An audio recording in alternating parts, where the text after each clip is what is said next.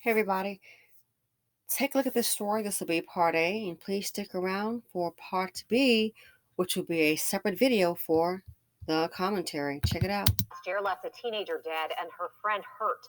Police said they were targeted as they were sitting in a car. Since then, there have been no answers as to who's responsible. Mike McDaniel continues our series, Cold Case. Kimberly Gentry never thought one of her kids would be the victim of a violent crime. She says they're just not troublemakers and had no reason to believe when one of her daughters left home with a friend she'd never come back. A double shooting during the afternoon has left the family pleading for answers. I picked it out. I got it made for her, but she kind of went with the design. Kimberly Gentry still has the prom dress her daughter wore as a high school senior. It was a time of celebration. Gentry says her daughter was looking forward to the future. But a year and a half later, 19-year-old Paige Tarragano was killed in a double shooting not far from her New Orleans East home. Someone called and said the car Paige was in got shot up. It happened back in September outside a tire shop on Shep Highway in the Plum Orchard area. Gentry says her daughter was getting a tire fixed with a friend.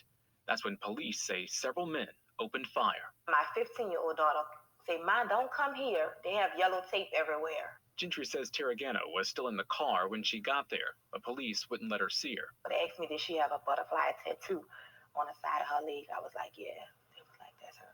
Tarragano died at the scene. Her friend was shot in the head but survived. She's the niece of City Councilman Oliver Thomas. From everything we know and we've heard, it was targeted. It was a hit.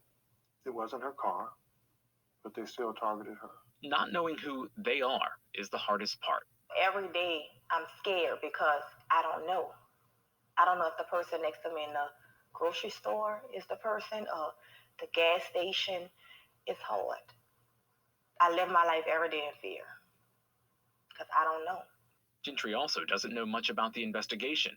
To this day, she still doesn't know how many times her daughter was shot. I never went and got the autopsy because I don't want to read it. The autopsy will tell me, but I just never went to get it because I don't want to, I don't want to read it. It's hard. So were the holidays, the first ones without her picky eater around. It just was hard during the holidays when I'm just cooking and she's not here to say, "I don't eat that, fix me something else." It's hard.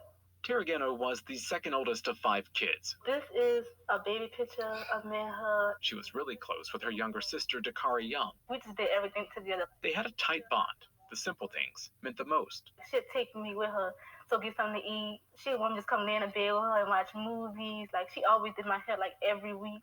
Tarragano was in cosmetology school. She loved makeup and wanted her own business. She's just like this tomboyish girly girl. Like, she wouldn't wear heels, but she'll wear tennis shoes. But she kept her makeup done and her hair done. But with the tennis shoes, not the heels. This is her closet. I still, have her stuff in bins. Gentry has now moved her family out of the city and even made space for Paige. When back in the city and around that tire shop, she relives that day.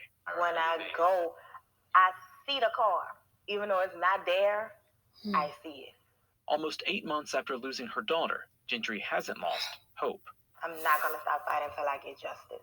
She was an innocent little girl, and he just stole her life away.